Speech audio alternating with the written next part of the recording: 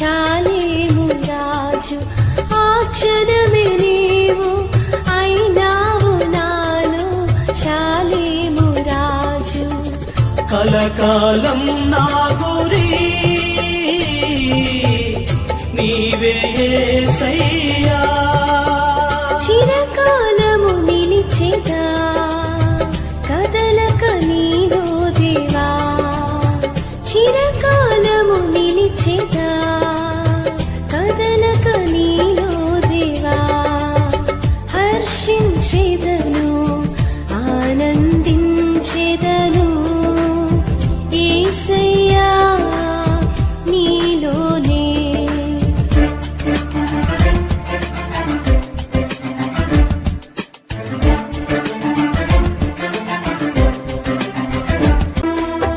సమ్మతి లేని సుడిగుండాలే ఆవరించగా, గమనము లేని పోరాటాలే తరుముచుండగా, నిరుపేదనైన నా ఎడల సందేహమేమి లేకుండా హేతువే లేని ప్రేమ చూపించి సిలువ చాటునే దాచావు. హేతువే లేని ప్రేమ చూపించి సిలువ చాటునే దాచావు. మంచిది, నేను ప్రభునామాన్ని గణపరుస్తున్నాను. నేరుగా దేవుని వాక్యంలోనికి మనం వెళ్దాం. నేరుగా దైవ వాక్యంలోనికి మనం వెళ్దాం.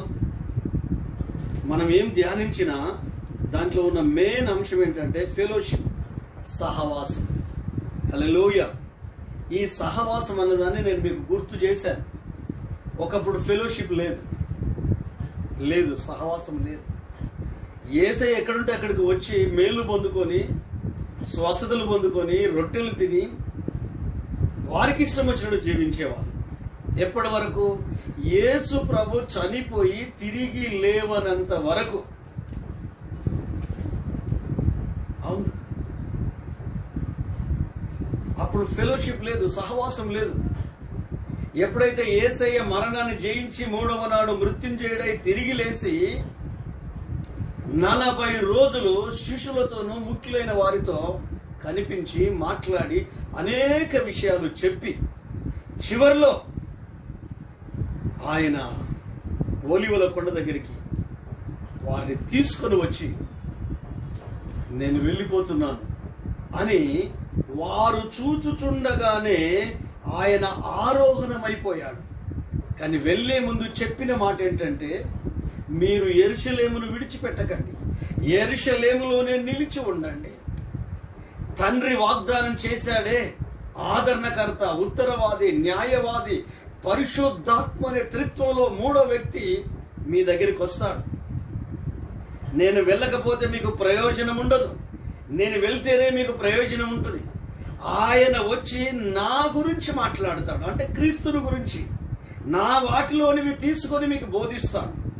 అతడు సత్య స్వరూపైన ఆత్మ, సర్వసత్యంలోనికి నడిపిస్తాడు. నేను ఉండినప్పటికంటే వచ్చిన పరిశుద్ధాత్మ దేవుడు నేను వచ్చేంత వరకు మిమ్మల్ని నీతిని గూర్చి, పాపమును గూర్చి, తీర్పును గూర్చి ఒప్పింపజేస్తాడు. క్రీస్తే స్వయంగా శిష్యులకు, పరిశుద్ధులకు, ఆ గుంపుకు చెప్పాడు, బోధించాడు, నేర్పించాడు. వీళ్ళు ఏం చేశారంటే ఒక ఫెలోషిప్ గా కూడుకున్నారు, ఒక గుంపుగా కూడుకున్నారు. ఆ విన్న మాటలు, చెప్పిన బోధ వీళ్ళను ఏక మనసులోనికి నడిపించింది. అందుకే అపొస్తలుల కార్యము 1వ అధ్యాయము 14వ వచనములో వీరును వీరితో కొంతమంది స్త్రీలను ఏక మనసుతో మేడ గదిలో ప్రార్థించుచుండిరి. హల్లెలూయా. ఈరోజు పరిశుద్ధాత్మ దేవుడు నీతో మాట్లాడుతున్నాడు.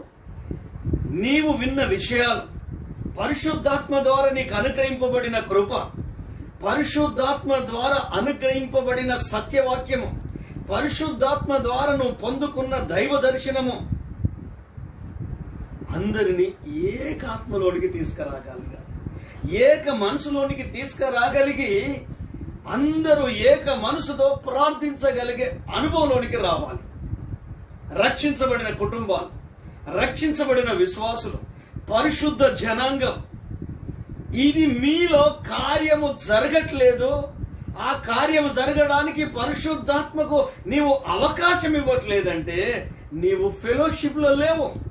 స్థానికంగా సంఘములో నువ్వు కూడుకుండొచ్చు, స్థానికంగా నువ్వు వెళ్ళే మందిరానికి వెళ్ళి ఆరాధన చేస్తూ ఉండొచ్చు, నీ స్థానిక సంఘములో మెంబర్గా ఉండొచ్చు, కానీ నిజమైన ఫెలోషిప్ లో ఉన్న ఆ అనుభవాలు నీకు లేవనే చెప్పాలి, నీ కుటుంబానికి లేవనే చెప్పాలి. ఇన్ని అనుభవాలు కలిగిన వీళ్ళు ఏం చేశారంటే యెరూషలేములో నిలిచి ఉండుమని చెప్పాడు, కనిపెట్టుమని చెప్పాడు. కానీ వీళ్ళందరూ ఏం చేశారంటే ఎవరికి వారు వాళ్ళ గృహాలలో లేరు. గాని ప్రభు పరలోకానికి వెళ్ళిన తర్వాత వాళ్ళు ప్రార్థనా సమావేశాన్ని ఏర్పాటు చేసుకున్నారు.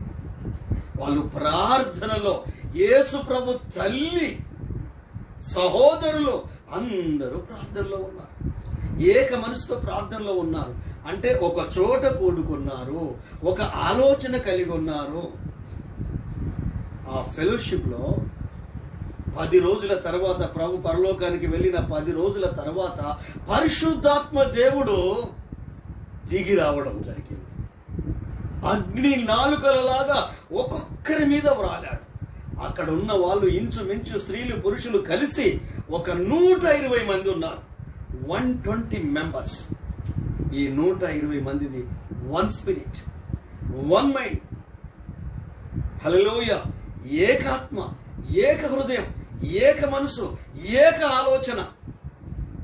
సంఘములో 100 మంది ఉంటే 100 మందికి ఏక ఆలోచన ఉండాలి. సంఘములో 1000 మంది ఉంటే 1000 మందికి ఏకాత్మ ఉండాలి. సంఘములో 10,000 మంది రక్షించబడి ప్రభు నమ్ముకొని పరిశుద్ధాత్మ అనుభవంలో ఉన్న బిడ్డలు ఉంటే ఆ 10,000 మందిది కూడా ఒకే అభిషేకం, ఒకే ఆలోచన ఉండాలి. అప్పుడు నిజమైన సహవాసం అని దాన్ని పిలవడానికి అవకాశం ఉంటుంది. సహవాసములో ఉన్న ఆధిక్యతలు, సహవాసములో ఉన్న అనుభవాలు వాళ్ళు అనుభవించగలుగుతారు. ఒక విచిత్రమైన సంగతి ఏంటో తెలుసా? అందరూ పరిశుద్ధాత్మతో నింపబడి పరిశుద్ధాత్మ భాషలు మాట్లాడుతుంటే అల్లరి బయటికి వినపడింది. 14 భాషలు మాట్లాడే ప్రజలు అక్కడ ఉన్నారు, నివసిస్తున్నారు, కాపురం ఉన్నారు. వాళ్ళందరూ పరిగెత్తుకొని ఆ స్థలానికి వచ్చారు. వచ్చి ఎవరికి తోసింది వాళ్ళు మాట్లాడుతున్నారు. హల్లెలూయా. సహవాసం ఎలా ఏర్పడింది? అసలు ఫెలోషిప్ అంటే ఏంటి? స్టార్టింగ్ లో సహవాసము లేకుండా ఎట్లా ఫామ్ అయింది? పరిశుద్ధాత్మ దేవుడు అందరి హృదయాలను ఎట్లా ఏకం చేశాడు, అందరి మనసులను ఎలాగ ఏకం చేశాడు, అందరిని ప్రార్థనలో ఉండడానికి ఎలాగో ప్రేరేపించాడు. అందరూ ఆ బోధన విని, ఆ వాక్కును విని, ఆలోచనలు విని ఒక్క తాటి మీదకి, ఒక్క ఆలోచన మీదకి, ఒక్క తాత్పర్యం మీదకి ప్రజలందరూ రావడానికి కారణం ఏమైంది? మొదట ప్రార్థించారు, తర్వాత 120 మందిని దేవుడు తన ఆత్మ చేత నింపాడు. వాళ్ళందరూ కలిసి ఏక హృదయం, ఏక ఆలోచన కలిగి దేవుని సన్నిధిలో ఆరాధిస్తుంటే 14 భాషలు మాట్లాడే ప్రజలు యెరూషలేములో నివసిస్తున్నారు కనుక వాళ్ళు పరిగెత్తుకొని వచ్చారు. ఎవరికి ఇచ్చే వచ్చినట్టు వాళ్ళు మాట్లాడుతున్నారు. కొంతమంది తాగి మత్తులై ఉన్నారంటున్నారు, కొంతమంది కొత్త మద్యముతో ఉన్నారంటున్నారు. ఎవరికి ఇష్టం వచ్చినట్టు, ఎవరికి ఏ ఆలోచన అలాగ మాట్లాడుతున్నారు. హల్లెలూయా. నీవు ఆత్మీయంగా ఉన్నప్పుడు, నువ్వు దేవుల్లో ఉన్నప్పుడు, నువ్వు దైవికంగా ఉన్నప్పుడు, నీవు పరిశుద్ధాత్మ ఆలోచనకు లోబడి నీ మనసు, నీ హృదయం, నీ శరీరం, నీ కుటుంబం, నీ ఫ్యామిలీ ఆయన వాక్కుకు అనుగుణంగా, ఆయన బోధకు అనుగుణంగా, ఆయన ఆలోచనకు అనుగుణంగా, ఆ పరలోక తండ్రి చిత్తానికి అనుగుణంగా నీవు నీ జీవితాన్ని, నీ కుటుంబాన్ని కట్టుకొని నువ్వు ముందుకు వెళ్తున్నప్పుడు ఫస్ట్ పరిశుద్ధాత్మ దేవుడు నిన్ను కమ్ముకుంటాడు. పరిశుద్ధాత్మ దేవుడు నీ మనసును, నీ ఆలోచన, నీ కోరికలు, నీ హృదయాన్ని ఏక తాత్పర్యంలోనికి, ఏక ఆలోచనలకు తీసుకొని వస్తాడు. భార్య భర్తలు, కుటుంబం, ఫ్యామిలీ, పిల్లలు అందరూ ప్రభు ఆత్మలోనికి వచ్చేస్తారు. అప్పుడు బయటి జనానికి నీ లైఫ్, నీ జీవితం, నీ బ్రతుకు ఒక వింతలాగా అనిపిస్తుంది. కామెంటరీ చేస్తారు నీ గురించి, నీ కుటుంబం గురించి, విమర్శిస్తారు. ఇరుగు పొరుగు వాళ్ళు నో ప్రాబ్లం, ఇవేమి పట్టించుకోలేదు 12 మంది అపోస్తులు. అందరూ లేచి నిలబడ్డాడు. అందులో పేతురు మాత్రం చెప్తున్నాడు, మీరు చూసినట్టు వీళ్ళు తాగి మత్తులై లేరు, పొద్దు పొడిచి జామైనను కాలేదు. యోవేలు ప్రవచించిన ప్రవచన నెరవేర్పు, అంచె దినములలో మనుషులందరి మీద నా ఆత్మను కుమ్మరిస్తాను, వాళ్ళు ప్రవచిస్తారు, దర్శనాలు చూస్తారు అని చెప్పి దాని వివరణ ఇచ్చిన తర్వాత బైబిల్ చెప్తుంది, ఆ వాక్కు విన్నప్పుడట హృదయంతో పొడవబడినట్టు అనిపించిందట. వచ్చిన జనమంతా పరిశుద్ధాత్మకు అప్పగించుకున్నారు, పరలోకపు తండ్రి చిత్తానికి అప్పగించుకున్నారు, వాక్యానికి అప్పగించుకున్నారు. సొంత ఆలోచనతో వచ్చిన వ్యక్తులు పరిశుద్ధాత్మ దేవుని ఆలోచన అంగీకరించారు, ప్రభు చిత్తాన్ని గ్రహించారు. ఆత్మలో రియలైజేషన్ స్టార్ట్ అయింది, పశ్చాత్తాపడం ప్రారంభించారు. అప్పుడు అంటున్నారు, వాళ్ళు ఏమని అంటున్నారు తెలుసా? సహోదరులారా, మీరు పొందిన ఈ రక్షణ మాకు కావాలంటే మేమేం చేయాలి? మీరు పొందిన ఆ రక్షణ మేము పొందుకోవాలంటే మేమేం చేయాలి? అపోస్తుల కార్యం 2వ అధ్యాయం, దయచేసి అపోస్తుల కార్యం 2వ అధ్యాయంలోకి రండి. ఇవన్నీ మీ అందరికీ తెలిసిన విషయాలే. లైవ్ లో ఉన్న వాళ్ళందరూ పరిశుద్ధులు, దేవుని వాక్యాన్ని ధ్యానించే బిడ్డలు. మాటి మాటికి దేవుడు గుర్తు చేస్తున్నాడంటే చాలా ఇంపార్టెంట్ అయిన విషయాన్ని అయితేనే మరలా మరలా మరలా మరలా మరలా మరలా ఆయన జ్ఞాపకం చేస్తున్నాడు. మీలో కొంతమంది అనొచ్చు, ఇవి విని విని ఉన్నామయ్యా, అసలు వాక్యాన్ని స్టార్ట్ చేయి. దరిద్రుడివి, దరిద్రుడా, దైవభీతి నీకు లేదు, నీ ఓన్ మైండ్ పనిచేస్తుంది. పరిశుద్ధాత్మతో నీకు సహవాసం ఉంటే, తండ్రితో నీకు సహవాసం ఉంటే, క్రీస్తుతో నీకు సహవాసం ఉంటే ఒక డిఫరెంట్ లైఫ్ స్టైల్ నీకు ఉంటుంది. నీ థింకింగ్ కూడా డిఫరెంట్ ఉంటుంది, నీ ఆలోచన విధానం కూడా వాక్కుకు పరిశుద్ధాత్మకు అనుకూలంగా ఉంటుంది. దరిద్రపు చెత్త ఆలోచనలు చెత్తబుట్టలో పడేసి ప్రభుకు, ప్రభు వాక్యానికి గడగడ వణుకుచు ప్రభువా నాతో మాట్లాడు అని ప్రభు సన్నిధిలో నువ్వు మొరపెట్టు. మీ హృదయ అంతరంగాలు నా ప్రభుకు తెలుసు. నాకు భయపడు, వాక్కుకు భయపడు, లేఖనాలకు భయపడు, పరిశుద్ధాత్మకు భయపడు. ప్రభు నీతోనూ, నీ కుటుంబంతోనూ, నీ సంఘముతోనూ, నీ సహవాసముతోనూ ఆయన ఉండి మిమ్మల్ని, మీ కుటుంబాల్ని నడిపించును గాక.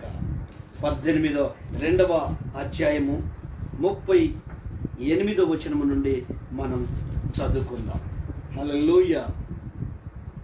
దయచేసి అందరం చదువు. పేతురు, మీరు మారు మనసు పొంది పాప క్షమాపణ నిమిత్తము ప్రతివాడు యేసుక్రీస్తు నామమున బాప్తిసం పొందుడి, అప్పుడు మీరు పరిశుద్ధాత్మను వరము పొందుదురు. ఈ వాగ్దానము మీకును మీ పిల్లలకును దూరస్తులందరికీ, అనగా ప్రభువైన మన దేవుడు తన యొద్దకు పిలిచిన వారందరికీ చెందునని వారితో చెప్పాను. మరియు అనేక విధములైన మాటలతో సాక్ష్యమిచ్చి మీరు మూర్ఖులకు ఈ తరము వారికి వేరై రక్షణ పొందుడని వారిని హెచ్చరించెను. వార్నింగ్. కాబట్టి అతని వాక్యము అంగీకరించిన వారు బాప్తిసం పొందిరి. ఆ దినమందు ఇంచుమించు 3000 మంది చేర్చబడిరి. ఇది ఫెలోషిప్, ఇది సహవాసం. హల్లెలూయా. వాళ్ళకేమని చెప్పాడు? మారు మనసు పొందండి, పాప క్షమాపణ నిమిత్తము యేసుక్రీస్తు నామములో బాప్తిసం పొందుకోండి. ఆ తర్వాత పరిశుద్ధాత్మ దేవుడు మిమ్మల్ని ఆవరిస్తాడు, మిమ్మల్ని కలుసుకుంటాడు, మీలో ఉంటాడు, మీతో ఉంటాడు. తన స్వరం మీకు వినిపించి, క్రీస్తుని గురించి బోధించి, సత్యంలోకి నడిపించి, యేసుక్రీస్తు వాటిలోనే మీకు బోధించి సర్వ సత్యములో మిమ్మల్ని నిలబెడతాడు. హల్లెలూయా. ఫెలోషిప్ లో ఇది జరుగుతుంది, సంఘ సహవాసములో ఇది జరుగుతుంది. రక్షించబడిన పరిశుద్ధుల గుంపే సంఘం. ఆ సంఘ సహవాసములో ఇవి జరగాలి. పరిశుద్ధాత్మ దేవుని కార్యాలు జరగాలి. వాళ్ళు అంటారు, సహోదరులారా, రక్షణ పొందుటకు మేమేమి చేయవలెను. 37వ వచనం, వారు ఈ మాటలు విని హృదయమందు నొచ్చుకొని, సహోదరులారా మేమేమి చేతుమని పేతురును కడుమ అపోస్తులను అడుగగా. హల్లెలూయా. అంటే సహవాసంలో ఈ కార్యాలు జరుగుతాయి, జరిగాయి. 120 మంది సహవాసంలో ఉన్నారు 10 రోజుల సహవాస ప్రార్థనలో. ఆ ప్రార్థనలో పరిశుద్ధాత్మ దేవుడు దిగొచ్చాడు. అక్కడికి 14 భాషలు మాట్లాడే కాపురం ఉన్న ప్రజలు ఉన్నారు, అక్కడికి వచ్చారు. వాళ్లకు దేవుని వాక్ అందించబడింది. పరిశుద్ధాత్మ దేవుడు వాళ్ళను కన్విన్స్ చేశాడు, ఒప్పింపజేశాడు. ఆ మాటలు వింటున్నప్పుడట హృదయంలో నొచ్చుకున్నారట. నొచ్చుకున్న పదంకు పొడవబడి అంతటితో ఆగిపోకుండా అపోస్తులను పేతురును అడిగారు, అయ్యా మమ్మల్ని ఏం చేయమంటారు? ఫెలోషిప్ లో ఈ మార్పును దేవుడు తీసుకొస్తాడు, పరిశుద్ధాత్మ దేవుడు తీసుకొస్తాడు. పాస్టర్ అధికారం చేస్తే సంఘంలో సహవాసంలో ఈ మార్పు రాదు, పెద్దలు అధికారం చేస్తే ఈ మార్పు రాదు, ఫ్యామిలీ మెంబర్స్ అధికారం చేస్తే ఈ మార్పు రాదు. కానీ ఇప్పుడు అక్కడున్న సిచ్యువేషన్ లో పరిశుద్ధాత్మ దేవుడు ఓల్ పరిస్థితులన్నింటినీ కంట్రోల్లో తీసుకున్నారు. అపోస్తులు పరిశుద్ధాత్మ దేవుని కంట్రోల్లో ఉన్నారు, పేతురు పరిశుద్ధాత్మ దేవుని కంట్రోల్లో ఉండి మాట్లాడుతున్నారు. అక్కడికి వచ్చిన వాళ్ళందరూ పరిశుద్ధాత్మ దేవుని కంట్రోల్కి వెళ్ళిపోయారు. ఆ వాక్కు విన్నప్పుడు వాళ్ళ ఆలోచనలు పరిశుద్ధాత్మ దేవుని కంట్రోల్కి వెళ్ళిపోయాయి. రియలైజేషన్ స్టార్ట్ అయింది, గుండె పొడవబడింది. అవును, నిజమైన వాక్కు నీ గుండెను పొడుస్తుంది, నీ మనసును తాకుతుంది. 2 జరుగుతాయి. ఒకటి మారు మనసు అయినా వస్తుంది, ఇంకొకటి తిరుగుబాటుతనమైన వస్తుంది. 2 జరుగుతాయి.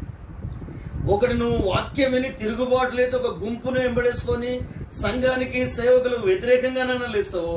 2వది నీ జీవితాన్ని మార్చుకొని, నీ బ్రతుకును మార్చుకొని, నీ ఆలోచన మార్చుకొని, నీ లైఫ్ను మార్చుకొని పరిశుద్ధాత్మకు అప్పగించి ఆయన సహవాసములో ఆ తండ్రితో, పరలోకపు తండ్రితో, వాక్యముతో నిన్ను నీ కుటుంబాన్ని కట్టుకొని నువ్వు ముందుకైనా వెళ్తావు. ఈ 12 మంది శిష్యులు సరి చేసుకున్నారండి. అబద్ధమాడే పేతురు సరి చేసుకున్నారు, భయపడి పారిపోయిన మిగతా శిష్యులు సరి చేసుకున్నారు. రియలైజ్ అయ్యారు, దేవుని వాక్యం విని, దేవుని బోధ విని, 40 రోజుల బోధ విని అనేక రాజ్య విషయాలు బోధించాడు కదా. వాళ్ళ అంతరంగాన్ని మార్చుకున్నారు, వాళ్ళ ఆలోచన విధానాన్ని మార్చుకున్నారు. మార్చుకున్న వీళ్ళు ఒక్క ఫెలోషిప్లోకి వచ్చి సహవాసంలో ఉండి 10 రోజుల ప్రార్థన ప్రారంభించారు. అప్పుడు పరిశుద్ధాత్మ దేవుడు వాళ్ళను కలుసుకున్నాడు, వాళ్ళని ఆవరించాడు, వాళ్ళలోకి దిగి వచ్చాడు. ఆ పరిశుద్ధాత్మ దేవుడు ఇప్పుడు అంతటా అందరిలోనూ ఉన్నాడు, గాలిలాగా వ్యాపించున్నాడు. నువ్వు అవకాశం ఇచ్చి చూడు. నాకు నీ ఆత్మచేత నడిపించబడాలనుంది యేసయ్య, పరిశుద్ధాత్మ చేత నడిపించబడాలంది, నీ వాక్యం చేత నడిపించబడాలనుంది, నీ ఆలోచన చేత నడిపించబడాలంది అని ఒక మంచి మనసుతో నీవు ఆహ్వానించు. నీవు క్రీస్తును ఆహ్వానించు, పరిశుద్ధాత్మను ఆహ్వానించు, అడుగు. నీ గ్రామంలో, నీ సంఘములో నీకంటే గొప్ప వ్యక్తి ఎవరు ఉండరు. ఎందుకంటే నీ ద్వారా సంఘానికి క్షేమాభివృద్ధి జరుగుతుంది, నీ ద్వారా సమాజానికి క్షేమాభివృద్ధి జరుగుతుంది, నీ ద్వారా నీ ఇంటికి క్షేమాభివృద్ధి జరుగుతుంది. ఇక్కడ పరిశుద్ధాత్మ దేవుడు ఉంటే నోటికి ఇష్టం వచ్చినట్టు మాట్లాడి తాగి మత్తులై ఉన్నారు, వీళ్ళు కొత్త మద్యంతో నిండున్నారు అని బొర్లుతున్నారు అని మాట్లాడిన ఆ ప్రజలందరూ పరిశుద్ధాత్మ దేవుని కంట్రోల్లోకి వచ్చి నీటి బాప్తిసం తీసుకొని సంఘముగా ప్రారంభించబడింది. హల్లెలూయా, ఆమేన్. ఇది నీలో జరగాలి, ఇది మనలో జరగాలి. పరిశుద్ధాత్మ కంట్రోల్లోకి వచ్చింది. మునుపటి లైఫ్ స్టైల్ వాళ్ళ లోపల లేదు. మునుపు మాట్లాడినట్టు వాళ్ళు మాట్లాడరు. లోక సంబంధుల్లాగా, అన్యుల్లాగా, అవిశ్వాసుల్లాగా, మూర్ఖుల్లాగా, అజ్ఞానులుగా వాళ్ళు మాట్లాడలేదు. ప్రభు బిడ్డల్లాగా, పరిశుద్ధాత్మ చేత తాకబడిన బిడ్డలు ఎట్లా మాట్లాడతారు?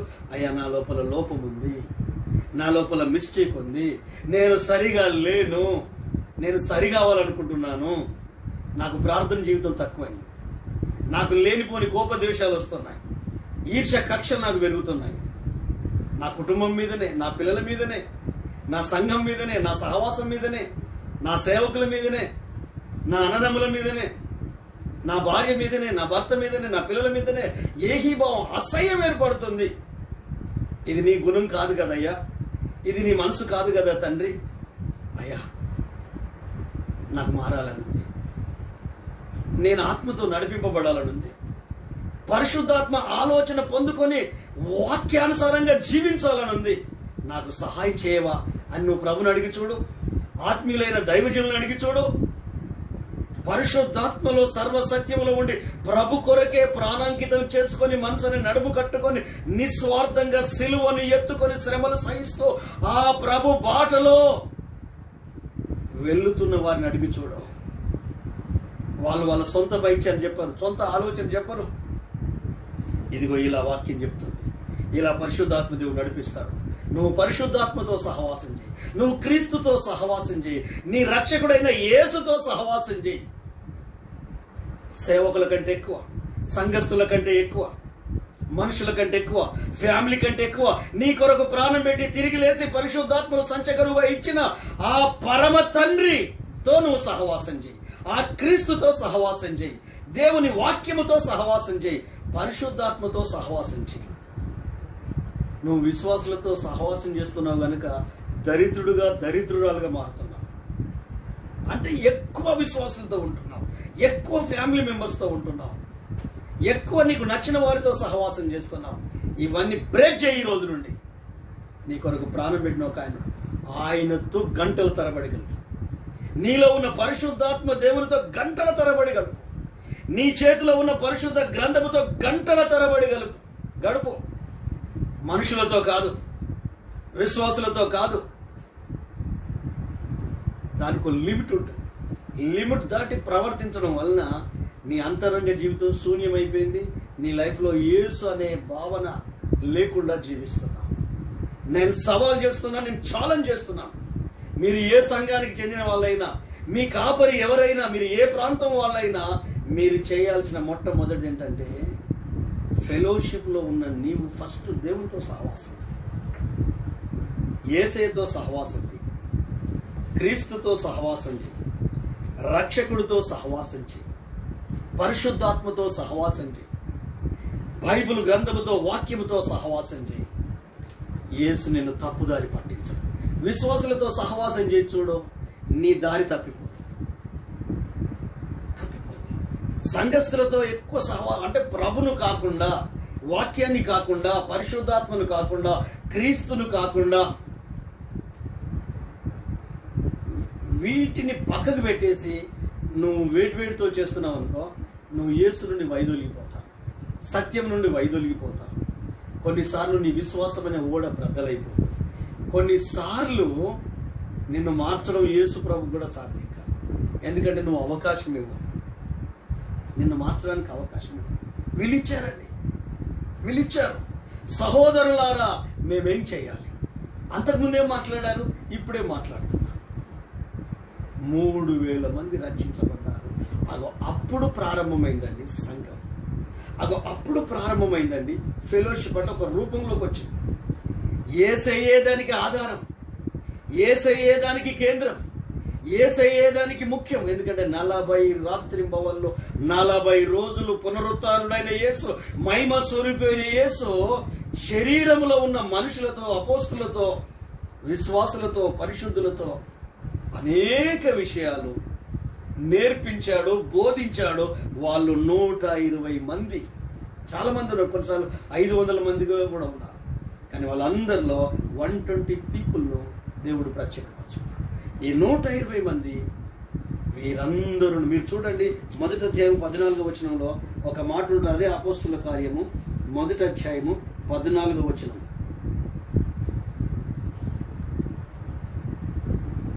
సహోదరులారా, యేసును పట్టుకొనుటకు త్రోవ చూపిన, క్షమించాలి 14వ వచనం. వీరందరూ వీరితో కూడా కొందరు స్త్రీలను, యేసు తల్లి అయిన మరియయు ఆయన సహోదరులను ఏక భావముగా ఏక మనసుతో ఎడతెగకుండా ప్రార్థన చేయుచుండిరి. ఇది ప్రతి సంఘములో రావాలండి. ఇది ప్రతి సహవాసంలో రావాలండి. ఇది ప్రతి కుటుంబంలో రావాలండి. ఇది ప్రతి ఇంటిలో రావాలండి. ఇది ప్రతి సేవకునిలో రావాలండి. 40 రోజులు దేవుని చిత్తము, దేవుని బోధ, దేవుని ఆలోచన, దేవుని హెచ్చరిక విన్న వీళ్ళు, అందులో యేసుప్రభు తల్లి ఉంది, అతని సహోదరులు ఉన్నారు. వీరును వీరితో కూడా యేసుప్రభు తల్లి అయిన మరియయు అతని సహోదరులను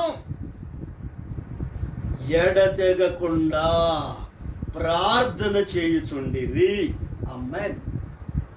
ప్రైజ్ ది లార్డ్. హల్లెలూయా. నీ ఫ్యామిలీ ఎడతెగకుండా ప్రార్థన ఉంటారు. భార్య భర్తలు ఎడతెగకుండా ప్రార్థన. ఫెలోషిప్ లో ఉన్నామంటే అర్థం అదే. అప్పుడు పరిశుద్ధాత్మ దేవుడు వీళ్ళని కమ్ముకున్నాడు. ఆ పరిశుద్ధాత్మ దేవుని వశములో ఉండి బైబిల్ చెప్తుంది, ఇంకను అనేకమైన మాటలతో హెచ్చరిక చేయొచ్చు, సాక్ష్యం ఇచ్చు, మూర్ఖులకు ఈ తరము వారికి వేరై రక్షణ పొందుడని హెచ్చరిక చేసెను. సంఘములో హెచ్చరిక, అవును, హెచ్చరిక రావాలి. ఒకరినొకరు హెచ్చరిక చేసుకోవాలి. ఆ హెచ్చరికలో విమర్శ లేదండి. ఆ హెచ్చరికలో ఎదుటి వ్యక్తిని చిన్న చూపు చూసినట్టు లేదండి. ఆ హెచ్చరికలో క్రీస్తు దగ్గరికి వచ్చేటట్టే మాట్లాడాలి, మారు మనసు పొందేటట్టే. అంటే పరిశుద్ధాత్మ దేవునికి వాళ్ళు అవకాశం ఇస్తే వాళ్ళు కట్టబడ్డారు. నేను జ్ఞాపకం చేస్తున్నాను మీకు ఈ సమయంలో, సహవాసంలో జరిగే ఒక గొప్ప పని ఏంటంటే, మీరు చూడండి, నేను మీకు గుర్తు చేస్తాను. Hallelujah. Praise the Lord. Hallelujah. దేవునికి మహిమ కలుగును గాక.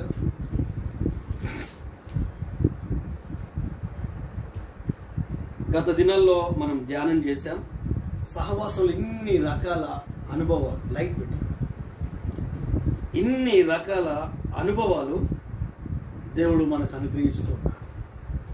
ఫెలోషిప్ అనేది ఒక్కసారి ఆలోచించండి.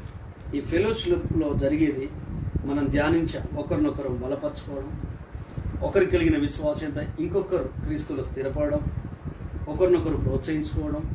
అంత మాత్రమే కాకుండా సహవాసము అంటే దాని అర్థం ఏంటంటే త్యాగపూరితమైన ప్రేమ కలిగి ఉంటుంది సంఘము అని గత వారం మనం ధ్యానం చేశాం.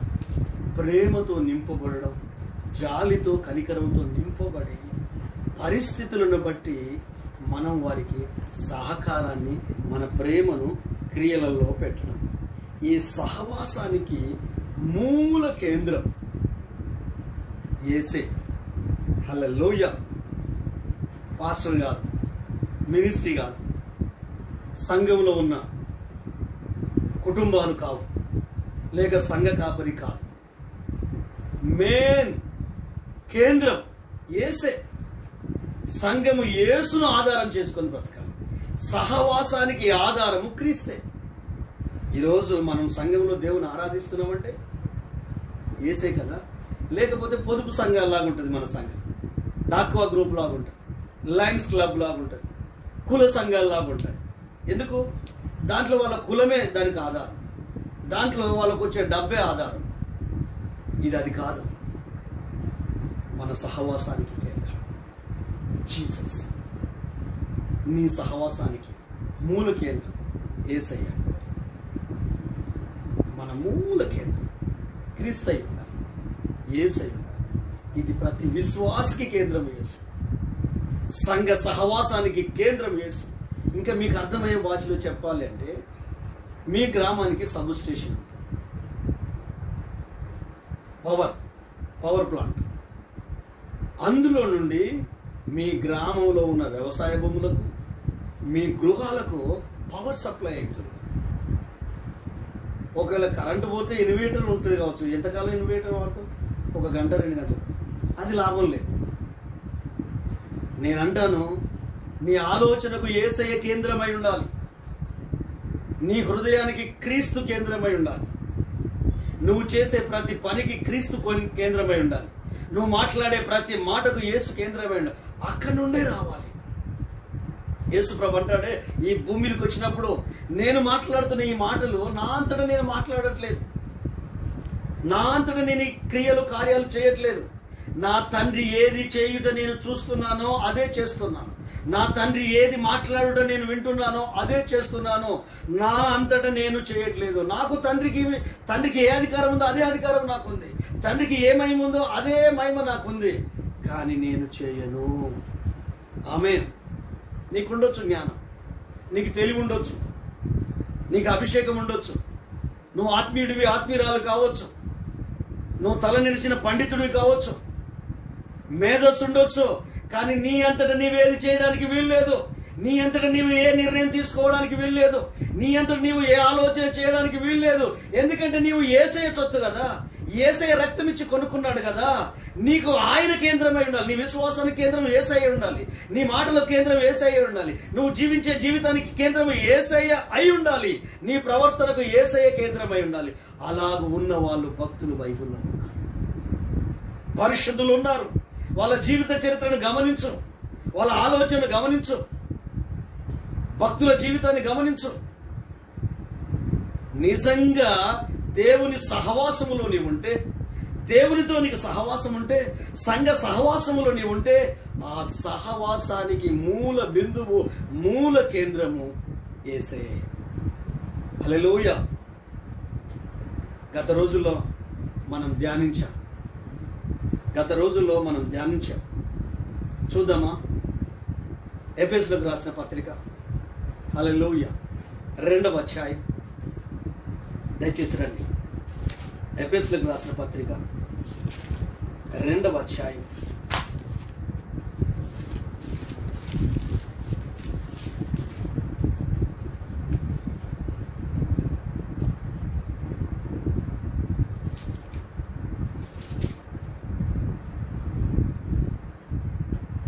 ఇరవయో వచనం నుండి చదువుకుందాం. క్రీస్తు యేసే ముఖ్యమైన మూలరాయి ఉండగా అపోస్తలులను ప్రవక్తలను వేసిన పునాది మీద మీరు కట్టబడి ఉన్నారు.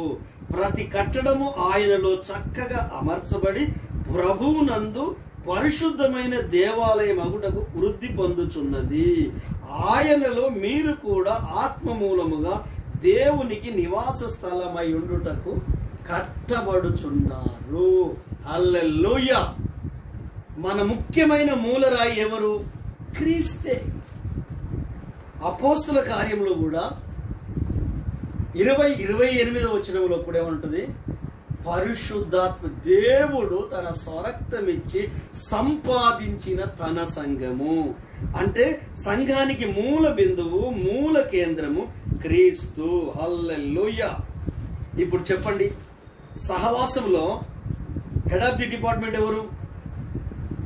లీడర్ ఎవరు? పరిశుద్ధాత్మ దేవుడు.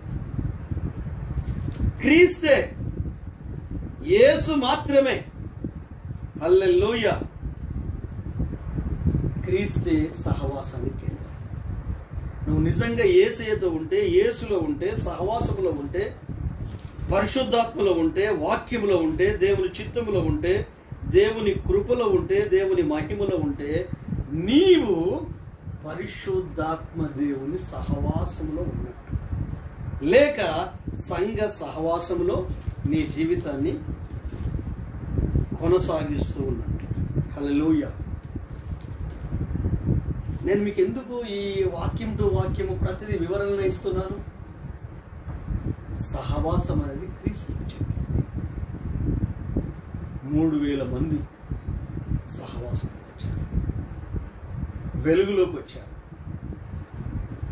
క్రీస్తే వాళ్ళకు ముఖ్యమైన మూలరాయి, యేసే వాళ్ళకు ప్రధాన కేంద్రం. అందుకంటాను, సెల్ఫ్ సెంటర్డ్గా ఉండొద్దు. స్వార్థము మనకు కేంద్రముగా ఉంటే యేసు నామము మన ద్వారా, మన కుటుంబాల ద్వారా, మన సంఘాల ద్వారా ఆయన నామం మహింపరచబడదు.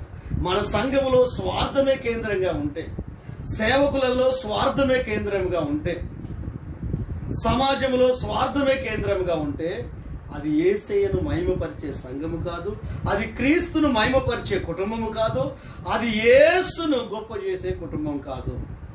వాళ్ళను వాళ్ళు గొప్ప, వాళ్ళు చేసే కార్యాలు, వాళ్ళు చేసిన పనులు ఏకరుగా సొంత డబ్బు కొట్టుకుంటారు, స్వార్థం ఉన్నవారు. కానీ క్రీస్తే కేంద్రమైతే యేసులాగా, అయ్యా నేనేమి కాను, నీ చిత్తమే సిద్ధించును గాక, నీ ఆలోచనే నెరవేర్చబడును గాక. హల్లెలూయా. నిజమైన సహవాసము క్రీస్తు మీద, క్రీస్తుకు అంటు కట్టబడి ఉంటుంది. హల్లెలూయా. దేవునికి మహిమ కలుగును గాక. మన కేంద్రం యేసయ్య. మన కేంద్రం అక్కడి నుంచి మన మైండ్ అయి ఉండొద్దు, మన స్వార్థమై ఉండదు. క్రైస్ట్ సెంటర్, క్రీస్తే కేంద్రం. అంటే మనమందరము ఆయనతో అంటు కట్టబడి ఉండాలి, క్రీస్తుతో అంటు కట్టబడి ఉండాలి, అపోస్తులతో అంటు కట్టబడి ఉండాలి, వాక్యముతో అంటు కట్టబడి ఉండాలి, పరిశుద్ధాత్మలో అంటు కట్టబడి ఉండాలి. ఈ చివరి దేశంలో ఇది జరగాలి. ఆది సంఘములో వచ్చినది ఈ రోజులలో సంఘాలలో రావాలి, కుటుంబాలలో రావాలి. అది తీసుకురావాలంటే పరిశుద్ధాత్మ దేవుడే, అది జరిగించాలంటే పరిశుద్ధాత్మ దేవుడే. పేతురు లాంటి దైవజనులను వాడుకొని మాట్లాడుతున్నప్పుడు ఆ మాటలు పరిశుద్ధాత్మ వలన కలిగినవి కనుక ఎదుటి వ్యక్తి పరిశుద్ధాత్మకు అవకాశం ఇస్తే వాళ్ళను రక్షణలోకి నడిపించాడు, పరిశుద్ధాత్మలోనికి నడిపించాడు. ఇంచుమించు 3000 మంది సంఘ సహవాసం. నేనంటాను, సంఘ సహవాసాన్ని ఇంకొక మాటతో నేను పోల్చుతాను.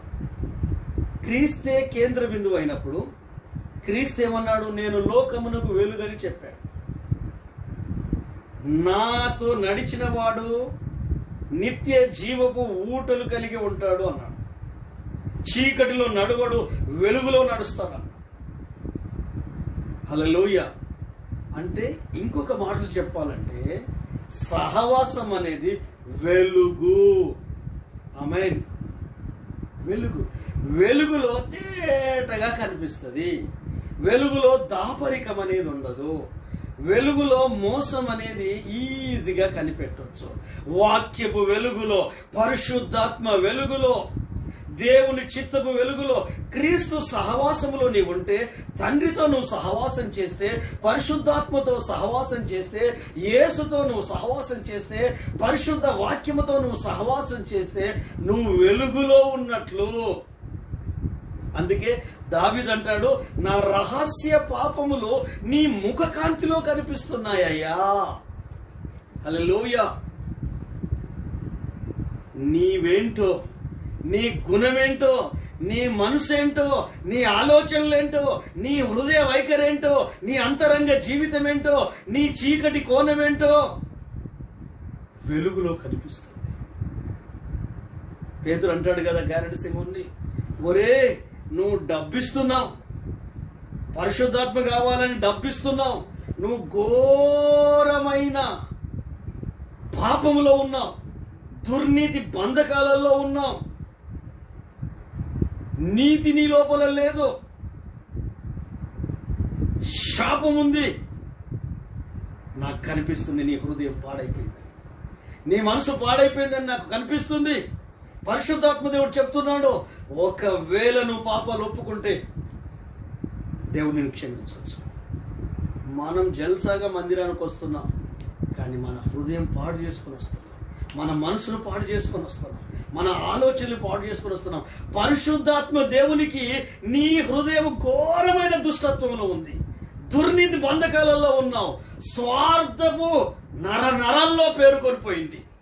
అది వాక్యానికి విరుద్ధమైన స్వార్థం, లేఖనానికి విరుద్ధమైన స్వార్థం, నీలో ఉన్న పరిశుద్ధాత్మకు విరుద్ధమైన స్వార్థం, నీ రక్షణకు విరుద్ధమైన స్వార్థం.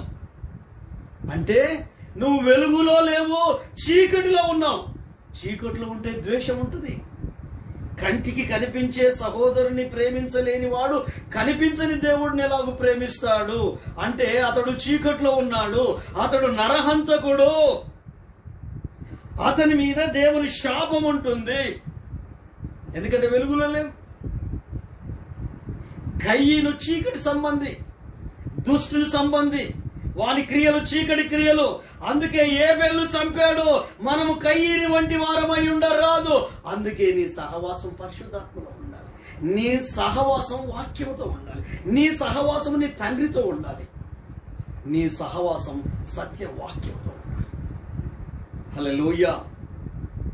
సహవాసం అంటే వెలుగు. వెలుగు అంటే ఏంటంటే యథార్థత, నిజాయితీ. ఆమె ఏంటంటే వెలుగు అంటే ఏంటంటే నేను చెప్పనండి, నిష్కపటముగా జీవించడం, యథార్థంగా బ్రతకడం, అబద్ధం ఆడకుండా మన జీవితాన్ని కొనసాగించడం, ఒకరితో ఒకరు అబద్ధం ఆడకుండా ఉండడం. హల్లెలూయా. మనకు నోరు తెరిస్తే అబద్ధాలు, అమ్మ నాన్నకు అబద్ధాలు చెప్తాం, భార్యకు అబద్ధాలు చెప్తాం, భర్తకు అబద్ధాలు చెప్తాం, పిల్లలకు అబద్ధాలు చెప్తాం, ఇరు కుటుంబాల్లో అబద్ధాలు ఆడతాం, ఈ ఇంటికి ఎదురున్న వాళ్ళతో అబద్ధం ఆడతాం, సంఘస్థులతో అబద్ధం ఆడతాం, సేవకులతో అబద్ధం ఆడతాం. అసలు నిజాయితీ ఎక్కడ ఉందండి? పరిశుద్ధాత్మ ఉన్నదని విర్రవీగుతున్నాం మనం. నేను దేవుని బిడ్డని అనుకుంటున్నాం. నోరు తెరిస్తే పుట్టిన అబద్ధాలు. నువ్వు వెలుగులో ఉన్నట్టయితే మోసం, నిష్కపటం కావాలి. కపటంతో నిండిపోతాం, వేషధారణతో నిండిపోతాం. అసలు ఒక్కొక్కటి చెప్తే అసలు మనం పరలోకం వెళ్తామా? నాకైతే డౌటే. ఏదో ఉబ్బి తబ్బిపై గల్లెగరేస్తున్నాం కానీ అసలు ఎన్ని లోపాలు, లొసుగులు మన జీవితాలలో ఉన్నాయి. విష చుక్క చిన్నదే కానీ ప్రాణం తీస్తుంది. ఇది అబద్ధం ఎట్లయితే? అబద్ధం ఆడదు. కీర్తనకాడు ఏమంటాడు తెలుసా? ఓ అబద్ధములాడు నాలుక, దేవుడు నిన్నేం చేస్తాడు? తంగెడు నిప్పులతో కాల్చేస్తాడు. కానీ ఒక ప్రార్థన చేస్తాడు, అబద్ధములాడు నాలుక నుండి నా పెదవులను కాపాడు. అయ్యా, అబద్ధమే కదా ధైర్యం లేకుండా చేసింది. అబద్ధమే కదా దేవుని ఎదుట నిలబడకుండా చేసింది. అబద్ధమే కదా మన జీవితాన్ని సర్వనాశనం చేసింది. అబద్ధమే కదా అననీయ సబ్రియాలు ఒకరి తర్వాత ఒకరు ఆ అకాలపు కాయలు రాలినట్టు పెక్కులు ఎగిరిపోయి ఆ శవాలను కుక్కలు తీసుకుపోయి బంధువులకు చెప్పకుండా, ఎవ్వరికి చెప్పకుండా పూర్తి చేసి వచ్చింది. అప్పుడే కదా సంఘంలో, సహవాసంలో భయం స్టార్ట్ అయింది, దైవభీతి స్టార్ట్ అయింది. ఇప్పుడు సంఘం అంటే భయం లేదు, పాస్టర్ అంటే భయం లేదు, విశ్వాసులు అంటే భయం లేదు. ఇప్పుడు సంఘం రాజకీయ రంగంగా మారింది. సంఘంలో రాజకీయాలు, విశ్వాసులలో రాజకీయాలు. అదొక కట్టబడిన కట్టడం లాగానే చూస్తున్నారు. అక్కడ పరిశుద్ధుడైన దేవుని ఎవరు చూడట్లేదు. ఆ సంఘంలో ఉన్న పరిశుద్ధాత్మ దేవుని ఎవరు చూడట్లేదు. ఒకరు కాదు, ఇద్దరు కాదు. ఇప్పుడు ఈ నేటి కాలంలో ఉన్న సంఘాలలో జస్ట్ ఫంక్షన్ హాల్కి వచ్చినట్టు వెళ్తున్నారు, ఏదో పెళ్లికి వచ్చినట్టు వెళ్తున్నారు, అత్తగారింటికి అల్లుడు వచ్చినట్టు వస్తున్నారు. సంఘాలలో భయము, జంకు, బొంకు వినవి ఏది లేదు. బిల్డప్లు ఎక్కువ ఉన్నాయి. వాళ్ళకు యేసయ్యతో సహవాసం, నిజ వాక్యముతో సహవాసం, వాళ్ళలో ఉన్న పరిశుద్ధాత్మతో సహవాసం. యథార్థత ఎక్కడుందండి? అంత మోసం, డూప్లికేట్. విశ్వాసం డూప్లికేట్, మాటలు డూప్లికేట్. నీతో మాట్లాడుతుంటే ఆ మాటలు నిజమని నమ్మకం. ఎవ్వరు నీతిమంతుడు లేడు, ఒక్కడును లేడు.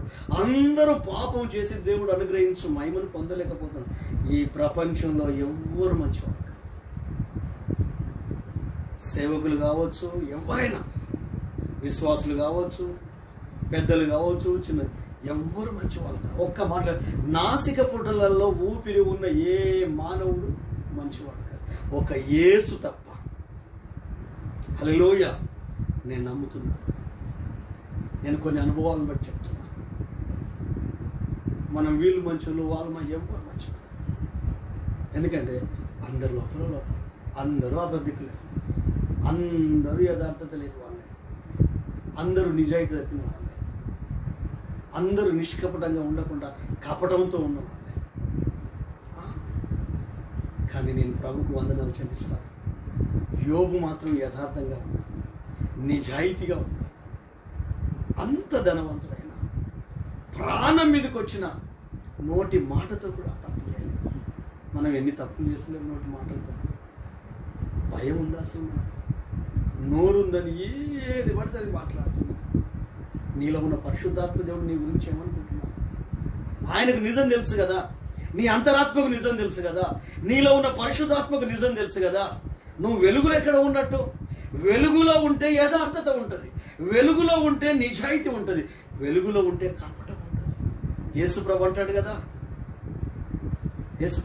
కదా, ఫిలిప్పును నతనీయులు తీసుకొచ్చినప్పుడు నతనీయులు అంటాడు, ఇదిగో నిజమైన ఇజ్రాయేలీయుడు, ఇతనిలో ఏ కపటము లేదు.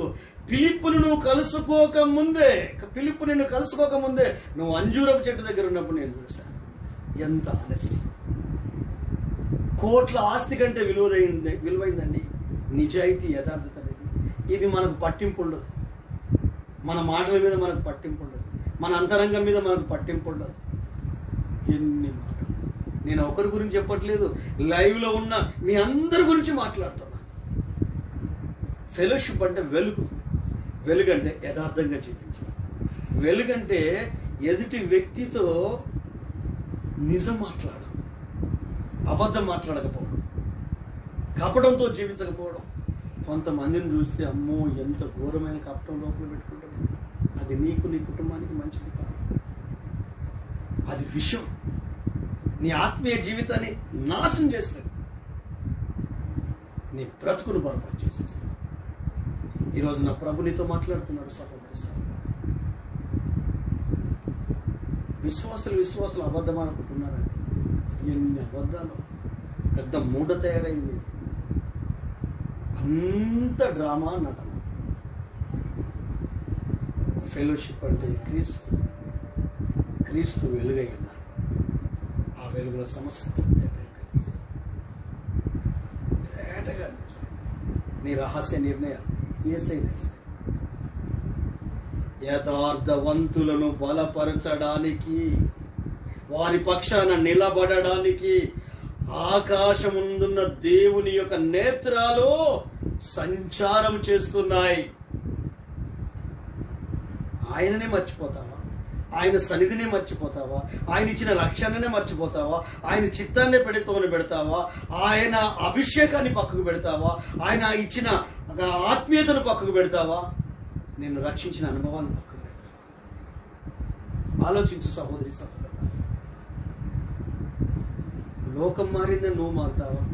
సంఘంలో ఉన్న వారు మారారా? నువ్వు మారుతావా? వాళ్ళ నీ కొరకు రక్షణ ఇచ్చింది, వాళ్ళ నీ కొరకు ప్రాణం పెట్టింది. అందుకే సంఘం మారినా, సహవాసం మారినా, పైన సేవకులు మారినా, కింద విశ్వాసులు మారినా, నా యేసు మారడు. ఆ మారని యేసుతో నేను సహవాసం చేస్తాను. ఆయన వాక్యముతో నేను సహవాసం చేస్తాను. ఆయన నాకు అనుగ్రహించిన పరిశుద్ధాత్మతో నేను సహవాసం చేస్తాను. ఆయనే నాకు కేంద్రము, ఆయనే నాకు వెలుగు. ఆయన ఇచ్చే యథార్థతను ప్రాక్టీస్ చేస్తాను. ఒక్కసారి మనం దేవదూతల వైపు ఈ రోజు నుండి స్టార్ట్ చేయండి. అబద్ధం ఆడకుండా నిజం మాట్లాడడానికి ప్రయత్నం చేయండి.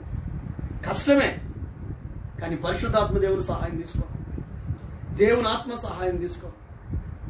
దాని కాన్సిక్వెన్స్ చూడు. నాకేం కావట్లేదు అనుకుంటున్నావు, అన్ని మోపిడు అవన్నీ అక్కడనే మూట కట్టి వాటికి కాన్సిక్వెన్స్ భూమి మీద పరలోకంలో కూడా ఉంటుంది. నిజం మాట్లాడడానికి ప్రయత్నం చేయండి, కపటాన్ని వదిలేయండి. దానియేలు ఏమంటాడు? నేను నిర్దోషిని గనుక దేవుడు తన దూతను పంపి కాపాడు.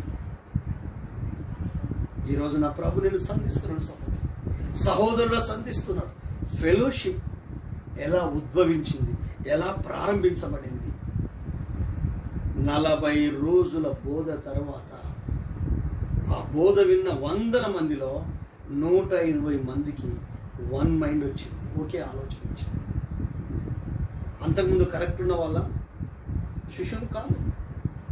బోధ విన్న తర్వాత మారారు. మరి నువ్వు మారట్లేదే, నీ ఆలోచన మారట్లేదే, నీ అంతరంగం మారట్లేదే. నువ్వు ఎవరితో సహవాసం చేయకు, దేవునితో చేయి, వాక్యంతో చేయి, పరిశుద్ధాత్మతో చేయి. యోహాన్ భక్తుడు చెప్తాడు కదా, మన సహవాసం అయితే తండ్రితోనూ ఆయన కుమారుడైన యేసు క్రీస్తుతోనూ. ఆమేన్. చదువుదామా ఒకసారి ఆ మాట, మరోసారి గుర్తు చేసుకుందామా? యోహాన్ పత్రిక, మొదటి పత్రిక, మొదటి అధ్యాయం, మొదటి నుండి కొన్ని వచనాలు. నిజంగా ప్రతి లేఖన వాక్య భాగాన్ని నిర్లక్ష్యం చేయకుండా పరిశుద్ధాత్మ దేవుని సహాయంతో మనం లోబడదాం. హల్లెలూయా. అపోస్తలులు లోబడ్డారు, అలాగూ మనం లోబడదాం. మొదటి అధ్యాయం, మొదటి వచనం నుండి 3వ వచనం వరకు మనం చదువుతున్నాం. జీవవాక్యమును గూర్చి ఆది నుండి ఏది ఉండెనో మేము ఏది వింటిమో కన్నులారా ఏది చూచితిమో ఏది నిదానించి కనుగొంటిమో మా చేతులు దేనిని తాకి చూచెనో ఆ జీవము ప్రత్యక్షమాయను. తండ్రి యొద్ద ఉండి మాకు ప్రత్యక్షమైన ఆ జీవమును మేము చూసి ఆ జీవమును గూర్చి సాక్ష్యమిచ్చుచు దానిని మీకు తెలియజేయుచున్నాము. మాతో కూడా మీకును సహవాసము కలుగున్నట్లు మేము చూసిన దానిని వినిన దానిని మీకు తెలియజేయుచున్నాము. మన సహవాసమైతే తండ్రితో కూడాను ఆయన కుమారుడైన యేసు క్రీస్తుతో కూడాను ఉన్నది. ఆమేన్. హల్లెలూయా. ఇప్పుడు చెప్పండి, ఎవరితో ఉంది మన సహవాసం? తండ్రితో, ఆయన కుమారుడైన యేసు క్రీస్తు. ఈ రోజు నుండి నీలో ఉన్న పరిశుద్ధాత్మను సంప్రదించు. నీ యొద్ద ఉన్న పరిశుద్ధ బైబిల్ గ్రంథములో ఉన్న దేవుని ఆలోచనలు నువ్వు అనుసరించు. చూడు నీ లైఫ్లో ఎలాంటి కార్యాలు జరుగుతాయి. 3,000 మంది సహవాసంలో వచ్చారు. మీరు చదివితే 41వ వచనం చదివితే అక్కడ చాలా విషయాలు ఉంటాయి. అపోస్తల కార్యము 2వ అధ్యాయము 41వ వచనం నుండి చివరి వరకు చదివితే ఫెలోషిప్లో నిజంగా ఎన్ని కార్యాలు జరిగాయి, ఎంత గొప్పగా దేవుని యొక్క కార్యాలు నిజంగా మన కళ్ళకు కట్టినట్టు కనిపిస్తాయి. ఒకసారి మనం చూద్దామా బైబిల్ గ్రంథాన్ని? అదే అపోస్తలుల కార్యం 2వ అధ్యాయం 41వ వచనం నుండి నేను జాగ్రత్తగా చదువుతాను. ఇది చదివి నేను ప్రార్థన చేస్తానని. 2వ అధ్యాయం. సహవాసం అని మనం ఇబ్బంది పడాల్సిన అవసరం లేదు. సహవాసంలో జరిగే కార్యాలు ఎలా ఉంటాయో చూడండి. 41వ వచనం నుండి నేను మీకు జ్ఞాపకం చేస్తాను. కాబట్టి అతని వాక్యం అంగీకరించిన వారు బాప్తిసం పొందిరి. ఆ దినమందు ఇంచుమించు 3,000 మంది 120 మందితో చేర్చబడిరి. నేను కలిపి చదివాను. వీరు అపోస్తలుల బోధయందును సహవాసమందును రొట్టె విరుచుటయందును ప్రార్థన చేయుటయందును ఎడతెగక ఉండిరి. అప్పుడు ప్రతి వానికి భయము కలిగెను. మరియు అనేక మహత్కార్యములు సూచక్రియలు అపోస్తలుల ద్వారా జరిగెను. విశ్వసించిన వారందరూ ఏకముగా కూడి తమకు కలిగినదంతయు సమిష్టిగా ఉంచుకొనిరి. ఇదియుగాక వారు తమ చిరస్థిరాస్తులు అమ్మి అందరికీ వారి వారి అక్కర కొలది పంచిపెట్టిరి. మరియు వారు ఏక మనసుకులై దేవాలయములో తప్పక కూడుకొనుచు ఇంటింట రొట్టె విరుచుచు దేవుణ్ణి స్తుతించుచు ప్రజలందరి వలన దయ పొందిన వారై ఆనందముతోను నిష్కపటమైన హృదయముతోను ఆహారము పుచ్చుకొనుచుండిరి. మరియు ప్రభువు రక్షణ పొందుచున్న వారిని అనుదినము వారితో చేర్చుచుండెను. హల్లెలూయా. ఇదండి సహవాసంలో జరిగిన గొప్ప కార్యం, గొప్ప అద్భుతం. ఈరోజు ప్రభు సన్నిధిలో ఒక తీర్మానం నువ్వు తీసుకోవాలి. మారితే రియల్గా మారాలండి. ఈ డ్రామాలు నాటకాలు ఆడవద్దు. నీ భార్య నీ పిల్లలు చెప్పాలి, నీ భర్త నీ పిల్లలు చెప్పాలి, నీ స్థానిక సంఘ కాపరి చెప్పాలి. కాపరికి అన్ని తెలుస్తాయి. ప్రతి ఆత్మీయుడి యొక్క అంతరంగ విలువలు తెలుస్తాయి. ఎందుకంటే కాపరికి ఆత్మల వివేచన వరాన్ని ఇస్తాడు. ఎవరు దైవికంగా ఉన్నారు, ఎవరు దైవికంగా లేరు. నేను దైవికంగా ఉన్నానని నేను చెప్పాల్సిన అవసరం లేదు. చూసే జనానికి తెలుస్తుంది దైవికమైన వ్యక్తి కాదా, దేవుల్లో ఉన్నవాళ్ళ కాదు. ఎవరో నీకు చెప్పిన మాటలను బట్టి నన్ను అంచనా చేసుకుంటే నీ అంత బుద్ధిహీనురాలు, నీ అంత బుద్ధిహీనుడు ఈ ప్రపంచంలో ఉన్నాడు. నువ్వు చేయాల్సింది ఏంటంటే ప్రభు సన్నిధిలో ప్రార్థించి పరిశుద్ధాత్మ నింపుదల ప్రార్థించాలి. పరిశుద్ధాత్మ దేవుడే కదా 120 మందిని మార్చి ఏకతాటిలోకి తీసుకొచ్చి, ఏక భావంలోనికి తీసుకొచ్చి, ఏక తాత్పర్యంలోనికి తీసుకొచ్చి, ఏక మనసులోనికి తీసుకొచ్చింది. యేసు తల్లి అయిన మరియను సహోదరులు ఏక మనసులోనికి తీసుకొచ్చింది. 10 రోజుల ప్రార్థనలో ఏక మనసు ఉండేటట్టు చేసింది పరిశుద్ధాత్మ దేవుడే కదా. నోటికి ఇష్టం వచ్చాడు మాట్లాడిన ఆ 14 భాషలు మాట్లాడే జనము పరిశుద్ధాత్మ దేవునికి అవకాశం ఇస్తే, దేవుని మాటలు వస్తున్నప్పుడు, దేవుని ఆలోచన వస్తున్నప్పుడు, సాక్ష్యం ఇస్తున్నప్పుడు, అనేక మాటలు చెప్తున్నప్పుడు అవి పేతురు మాటలు కాదు, పరిశుద్ధాత్మ దేవుడు పేతురికి ఇచ్చిన దేవుని చిత్తాన్ని చెప్తున్నప్పుడు వాళ్ళు అవకాశం ఇస్తే వాళ్ళ హృదయాలను మండించి రక్షణలోకి నడిపించి 3,000 మందిని రక్షించి సంఘ సహవాసంలో చేర్చి వాళ్ళ అనుదిన చర్యలేంటి, వాళ్ళ అనుదిన కార్యక్రమాలేంటి, వీరు అపోస్తులుల బోధ. అంటే నిజమైన సత్యం ఏదైతే ఉందో, అపోస్తుల బోధ అంటే ఇది యోహాన్ పాస్టర్ బోధ అని కాదు, అపోస్తుల బోధ అంటే ఇది సామెల్ పాస్టర్ బోధ అని కాదు, అపోస్తుల బోధ అంటే ఇది శ్యామ్ సుందర్ పాస్టర్ బోధ అని కాదు. ఏదైతే వీళ్ళకి అనుగ్రహింపబడిందో, ఇప్పుడు మనం చదివినప్పుడు ఆది నుండి ఏది ఉందో, ఏది మేము నిదానించి చూసామో, ఏది మాకు ప్రత్యక్షమైందో, దేనిని మేము కనుగొన్నామో చేతులు బట్టి చూసి అగో అది మీకు చెప్తున్నాము. అగో అదేంటి అపోస్తుల బోధ అంటే. ఆ బోధ ఇది మనసులో ఇచ్చిన బోధ కాదు. మా అమ్మ తెలియక ముందు అనేది కెప్టెన్ ఏఎం సామెల్ పాస్టర్ బోధే అపోస్తుల బోధ అనేది. కానీ ఆయన చెప్పిన బోధ అపోస్తుల కార్యంలో ఆది అపోస్తులు చెప్పారే ఆ బోధ అని వివరణ ఇవ్వాలి. ఇది మనుషులకు సంబంధించింది కాదు, వ్యక్తులకు సంబంధించింది కాదు, కులాలకు సంబంధించి కాదు, సంస్థలకు సహవాసాలకు సంబంధించింది కాదు, మినిస్ట్రీలకు సంబంధించింది కాదు, సేవకులకు సంబంధించింది కాదు.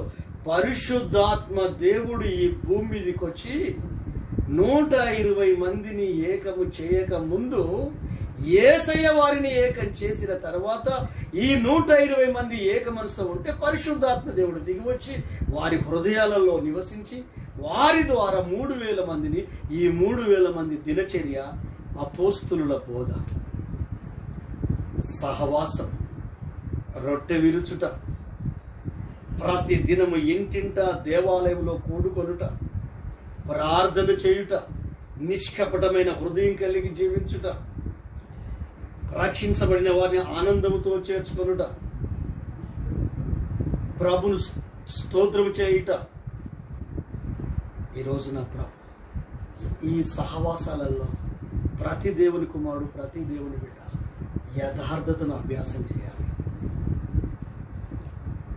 నిజాన్ని అభ్యాసం చేయాలి, నీతిని అభ్యాసం చేయాలి, కపటం వేషధారణ తొలగించుకొని క్రీస్తేసు కలిగిన మనసు కలిగి జీవితాన్ని కొనసాగించాలి. కష్టమే, ఇవి చాలా ప్రాబ్లమే. వినడానికి ఏదో అనిపిస్తూ ఉంటుంది, కానీ రియాలిటీలోకి నువ్వు రావాలంటే నీలో ఉన్న పరిశుద్ధాత్మ దేవుని మీద ఆధారపడి, ఆత్మ మీద ఆధారపడి ప్రార్థన చేద్దామా? కళ్ళు మూసుకోండి. Thank you Lord, thank you Lord. అందరూ ప్రార్థన చేద్దాం. Hallelujah, hallelujah. Praise the Lord, praise the Lord, praise the Lord, praise the Lord. Fellowship, సహవాసం, మాటి మాటికి ఫెలోషిప్ లో ఉన్న, సహవాసంలో ఉన్న ఆత్మీయతలను, కండిషన్స్, షరతును దేవుడు మనకు నేర్పిస్తున్నాడు. సహవాసం అనేది వెలుగు. ఎందుకు వెలుగు అంటే నీ సహవాసము క్రీస్తుతో ఉంది, నీ సహవాసం పరిశుద్ధాత్మతో ఉంది. క్రీస్తు లోపల యథార్థత ఉంది, కపటం లేదు. పరిశుద్ధాత్మ దేవుడు సరళ స్వభావుడు, మృదు స్వభావుడు, మోసం లేదు. దేవుని బిడ్డవైన నీవు మోసంలో జీవిస్తున్నావా? అబద్ధాలలో జీవిస్తున్నావా? కపటములో జీవిస్తున్నావా? నిజాయితీని వదిలిపెట్టావా? యథార్థతను వదిలేసావా? ఒక్కసారి యోబును జ్ఞాపకం చేసుకుంటావా? కొడుకులు చనిపోయినా యథార్థతను వదలలేదు, కూతుళ్ళు చనిపోయినా యథార్థతను వదలలేదు, ఆస్తి పోయినా యథార్థతను వదలలేదు, ఆరోగ్యం క్షీణించినా యథార్థతను వదలలేదు. చివరికి భార్య వచ్చి ఆస్తులు పోయాయి, అంతస్తులు పోయాయి, ఆరోగ్యం పోయింది, పిల్లలు పోయారు, అన్ని పోయాయి, నువ్వు నేను మాత్రమే ఉన్నాము. ఇన్ని జరిగినా నీ యథార్థతను వదలవా? నీ నిజాయితీని వదలవా? ఇంకా కపటం లేకుండానే జీవిస్తావా?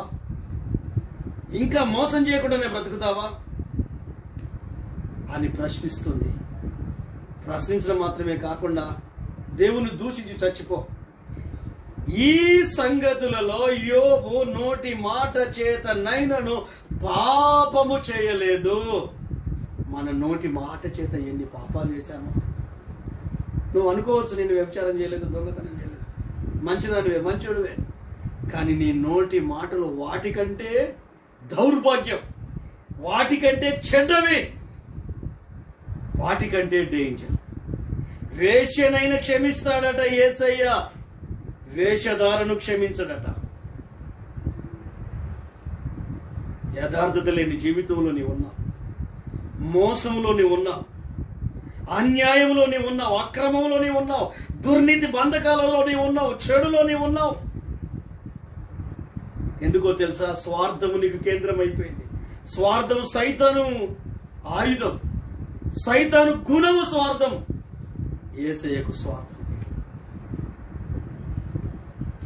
అది నీ మైండ్లో, నీ నరనరాల్లో పేరుకపోయింది, నీ శరీర అవయవాలలో. అందుకే నువ్వు ఫెలోషిప్లో లేవని దేవుడు చెప్తున్నాడు. నువ్వు సహవాసములో లేవు. ఏ సహవాసము? క్రీస్తు సహవాసం. ఏ సహవాసము? తండ్రి సహవాసం. ఏ సహవాసము? పరిశుద్ధాత్మ దేవుని సహవాసం. ఎందుకు?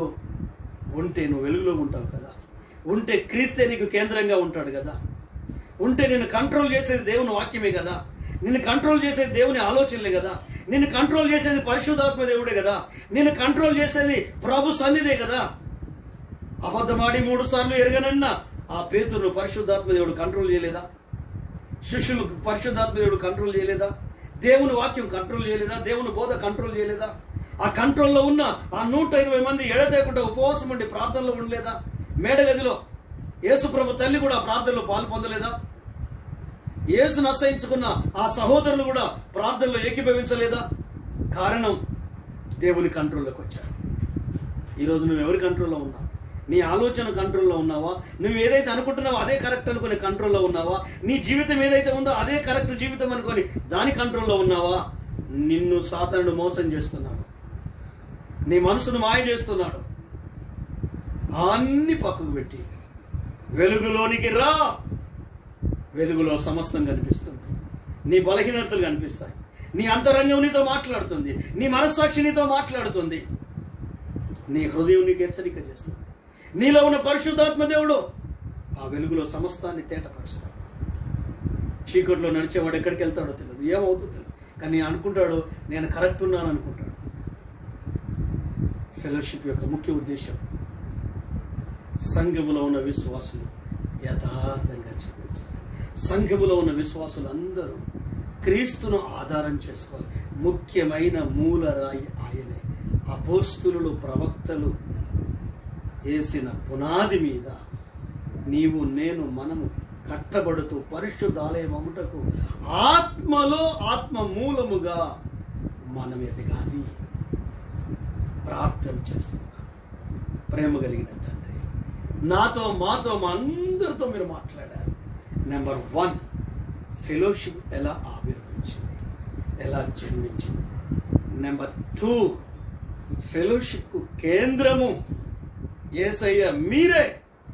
మా ఆధారము, మా కేంద్రము, మా భక్తికి, మా విశ్వాసానికి, మా జీవితానికి, మా క్రియలకు, మా మాటలకు, మా ఆత్మీయతకు కేంద్రము మీరే. నెంబర్ 3, క్రీస్తుతో సహవాసములో ఉన్న మేము వెలుగులో ఉన్నాము. చీకటి ఉండదు. చీకటి ఎంత మాత్రమున ఉండదు. ఆయన వెలుగై ఉన్న ప్రకారము మనము వెలుగులో ఉన్న ఎడల చీకటి ఎంత మాత్రం ఉండదని పత్రికలలో, యోహాను పత్రికల్లో ఉన్నట్టు ఆ వెలుగంటే యథార్థమైన జీవితం. ఆ వెలుగంటే కపటము లేని జీవితం. ఆ వెలుగంటే ఎదుటి వ్యక్తితో అబద్ధమాడని జీవితం. ఎదుటి వ్యక్తి అంటే భార్యే కావచ్చు, భర్తే కావచ్చు, పిల్లలే కావచ్చు, స్నేహితులే కావచ్చు, పార్ట్నర్సే కావచ్చు, బిజినెస్ వాళ్ళే కావచ్చు, కస్టమర్సే కావచ్చు, సంఘ నాయకులే కావచ్చు, పెద్దలే కావచ్చు, చిన్న వాళ్ళే కావచ్చు. మేము ఎవరితో అబద్ధం ఆడము. అప్పుడే ఫెలోషిప్లో ఉన్న ఆ ఆత్మీయతను మేము అనుభవించగలుగుతాం. నన్ను, మమ్మల్ని, నీ బిడ్డలను మీరు దీవించండి, ఆశీర్వదించండి. పోయిన వారం కొంచెం డిస్టర్బ్ అయింది, అందుకే కొద్ది నిమిషాలు ఎక్కువ వాక్యం మీ సన్నిధిలో మీ పర్మిషన్తో పొందుకొని ఇదిగో లైవ్లో ఉన్న బిడ్డలకు అందిస్తుండగా మీ అభిషేకం వారి మీద ఉంచమని, కరోనా వైరస్ బారిన పడిన మా ఆత్మీయులను మీరు దర్శించండి, మా ప్రియులను మీరు దర్శించండి. దైవజనులు సురసురులను మీరు పిలుచుకున్నారు, విడవబడిన తన సతీమణి, తన పిల్లలను, తన కుటుంబ సభ్యులు మీరు ఆదరించి వాడాల్సండి. అదేవిధంగా మాకు, మా ప్రాంతాలకు ఎంతో ఆశీర్వాద కారణంగా ఉన్న దైవజనులు, మరి ముఖ్యంగా బాలసుందరమయ్య గారు, విక్టోరియా అమ్మగారిని ప్రాణాపణ తప్పించాం, ఆయుష్ను పొడిగించాం, ఇంకా పరిపూర్ణ ఆరోగ్యాలు ఇచ్చి దీవించి ఆశీర్వదించమని మహిమ ఘనత ప్రభావాలు మీకే ఆరోపిస్తూ, నీ బిడ్డలు కానుకలు, దశమ భాగాలు, అర్పణలు వాళ్ళు అర్పిస్తూ ఉండగా కొంతమంది గూగుల్ పే ద్వారా, ఫోన్పే ద్వారా, పేటిఎం ద్వారా వాళ్ళు పంపిస్తున్నారు, కొంతమంది నేరుగా ఇంటికి వచ్చి వారు సమర్పిస్తున్నారు. ఏది ఏమైనా మీ అభిషేకం వారి మీద ఉండాలి, మీ ఆత్మ కార్యాలు వారి జీవితంలో జరిగించాలి, పరిచర్యలో వారిని బలపరిచి వారిచ్చే కానుకలను, దశమ భాగాలను మీ సేవలో ఖర్చు పెట్టి మీ దాసులమైన మేము ఆ విధంగా ముందుకెళ్ళడానికి కృప చూపిస్తున్నందుకు వందనాలు చెల్లిస్తూ, ప్రతి ఫ్యామిలీ, ప్రతి కుటుంబాన్ని, భారతదేశాన్ని, ప్రపంచ దేశాలను, ఉభయ తెలుగు రాష్ట్రాలను, వరంగల్ జిల్లాను, మండలాన్ని, గ్రామాన్ని, ఆత్మీయ సంఘాలను, ఫేతో మినిస్ట్రీస్లో ఉన్న సేవకులను, సేవకుల కుటుంబాలను, మినిస్ట్రీ వ్యవస్థాపకులైన అయ్యగారును, అమ్మగారును, పిల్లలను, కుటుంబాన్ని, సమస్తాన్ని మీ ప్రేమగల హస్తాలకు సమర్పిస్తూ, మహిమ ఘనత ప్రభావాలు మీకే ఆరోపిస్తూ, నజరేయుడైన యేసుక్రీస్తు అతి శ్రేష్టమైన నామంలో అడిగి వేడుకొంచున్నాం మా పరమ తండ్రి, ఆమేన్. మన తండ్రి అయిన దేవుని ప్రేమ, కుమారుడైన యేసుక్రీస్తు కృప, పరిశుద్ధాత్మ దేవుని కన్యను సహవాసము, సమాధానము కూడి వచ్చిన మనకును, ఈ లోపల సకల పరిశుద్ధులకును, తీర్మానం తీసుకున్న ప్రతి దేవుని బిడ్డకు ఇప్పుడు ఎల్లప్పుడూ సదాకాలం తోడు నీడై కాచి కాపాడును గాక. ఆమేన్, ఆమేన్, ఆమేన్. అందరికి వందనాలండి, ప్రైజ్ ది లార్డ్ అండి. చాలా కేర్ఫుల్గా ఉండండి. అందరూ ఉపవాస ప్రార్థనలు చేయండి. తెలంగాణ కొరకు, తెలుగు రాష్ట్రాల కొరకు, భారతదేశం కొరకు అనేకులకు విడుదల రావాలి. అనేక ప్రాణాలు బలికుంటుంది ఆ వైరస్. ఖచ్చితంగా తగిన జాగ్రత్తలు తీసుకోండి. ఇలాంటి పరిస్థితుల్లో ఒకవేళ ఖచ్చితంగా మాకు ఆరాధన కావాలనే వాళ్ళు నాకు వాట్సాప్కు మెసేజ్ చేయండి. ఎక్కువ మెజార్టీ కనుక ఉంటే నియమ నిబంధనలతో మనం ఆరాధన ఆరంభించుకుందాం. లేదు అంటే ఇలాగే కొంతకాలం మనం ముందుకు వెళ్దాం. దేవుడు మనల్ని, మన కుటుంబాలను దీవించును గాక. ప్రత్యేకంగా మీరు, మీ కుటుంబ సభ్యులు కరోనా వాళ్ళ కొరకు ప్రార్థనలు చేస్తూ ఉండండి. మన యూట్యూబ్ ఛానల్ సబ్స్క్రైబ్ చేయండి. 1000 కావాలి. మీ ఫ్రెండ్స్, మీ బంధువులు, మీ స్నేహితులకు చెప్పండి. ఎంతోమంది మీకు తెలిసిన వాళ్ళు ఉన్నారు కాబట్టి తప్పకుండా సబ్స్క్రైబ్ చేయండి. పోయిన సంవత్సరం నేను యోనా గ్రంథం గురించి మాట్లాడి, లాక్డౌన్ పీరియడ్లో మాట్లాడి అని ప్రతిరోజు నేను అప్లోడ్ చేస్తున్నాను. రోజుకు 1-2 అప్లోడ్ చేస్తున్నాను. ఖచ్చితంగా యూట్యూబ్ను సందర్శించి మరొకసారి ఆ వాక్య భాగాలు మీరు వినండి, బలపరచబడండి. నేను విన్నాను, తిరిగి తీర్మానం తీసుకున్నాను. అసలు ఇంత గొప్పగా చెప్పానని అనిపించింది. కానీ ఆ టైంకు పరిశుద్ధ ఆత్మదేవుడు బలపరిచారు. కాబట్టి మీరు, మీ కుటుంబ సభ్యులు, మీ ఫ్రెండ్స్, మీ బంధువులు, మీ బాధ్యత. 396 మాత్రమే సబ్స్క్రైబ్ అయ్యారు. మనకు 1000 దాటాలి, లేకపోతే మన యూట్యూబ్ ఛానల్ మనకు పనిచేయదు. కాబట్టి అందరితో చేయించండి. మీ ఫేస్బుక్ ఫ్రెండ్స్ ఉంటారు, వాళ్ళకు కూడా పంపించి సబ్స్క్రైబ్ చేయమని చెప్పండి. కాబట్టి నేను చూస్తాను ఈరోజు ఎంతమంది సబ్స్క్రైబ్ చేస్తారో. నా ఫ్రెండ్స్ కూడా నేను రిక్వెస్ట్ చేస్తున్నాను, ఖచ్చితంగా సబ్స్క్రైబ్ చేయండి. ఆత్మీయులకు కూడా, నా ఫేస్బుక్ ఆత్మీయులకు కూడా నేను చెప్తున్నాను, నా ఛానల్ను మీ ఫ్రెండ్స్కు, మీ బంధువులకు, మీ తోటి వారికి పరిచయం చేయండి. చేసి సబ్స్క్రైబ్ చేయాలని నేను ప్రార్థన చేస్తున్నాను. మిమ్మల్ని రిక్వెస్ట్ చేస్తున్నాను. నా సందేశాలు షేర్ చేయండి, మీ యూట్యూబ్లలో పెట్టండి, మీకు తెలిసిన వారికి షేర్ చేయండి, మీ బంధువులకు, మీ ఫ్రెండ్స్ కూడా షేర్ చేయండి. ఏది మిమ్మల్ని అంతగా ఆకట్టుకుంది, అంతగా మీ హృదయాలు కదిలించిన వర్తమానాలు ఏవైనా ఉంటే వారికి మీరు పంపించండి. దీవించబడండి. God bless you all. ప్రార్థించండి. ప్రభుత్వమైతే మధ్యలో ఆన్లైన్లో వస్తా కావచ్చు. వచ్చే ముందు మాత్రం మీకు చెప్తాను. దేవుడు మిమ్మల్ని, మీ కుటుంబాన్ని